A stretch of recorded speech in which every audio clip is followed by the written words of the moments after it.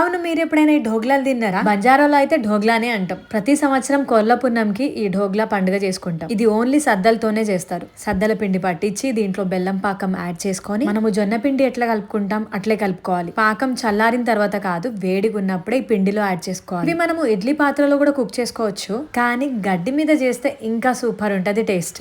అప్పటి కాలంలో ఇడ్లీ పాత్రలు, ఓవెన్లు ఎక్కడివి చెప్పండి? ఇట్లాంటి నేచురల్ వే మనకు హెల్దీగా ఉంచుతాయి. బెల్లం పాకం కొంచెం పక్కన పెట్టుకొని కొద్దిగా పిండిని కలుపుకొని ఇట్లా ఢోగ్లాలు చేసుకోవాలి. మా అత్త ఏం చెప్పిందంటే మన వేళ్ళ అద్దులు కూడా కనపడొద్దు అని చెప్పింది. యాక్చువల్ గా ఢోగ్లా చేసిన తర్వాత ఫస్ట్ ఢోగ్లా కుక్కకే పెడతారు, కానీ మా కుక్క ఆగేటట్లేదు, పచ్చివే తినేసింది. పాపం దానికి ఎంత ఆకలి అవుతుందో. అయితే ఒక గిన్నెలో వాటర్ పోసి గడ్డి వేసేసి ఈ ఢోగ్లాలన్నీ ఒక్కొక్కటిగా ఈ గడ్డి మీద సెట్ చేసేయాలి. అయితే ఈ ఢోగ్లాలో లాస్ట్ కి ఒక దిష్టి బొమ్మ, ఒక కుక్క బొమ్మ కూడా ప్రిపేర్ చేసుకోవాలి. ఇంకేంటి, లో ఫ్లేమ్ లో బాయిల్ చేసుకోవాలి. దిష్టి బొమ్మతో ఇంటికి దిష్టి తీసేసి కుక్క బొమ్మని కుక్కకేసేసేయాలి. నెక్స్ట్ మనం తినేయడమే.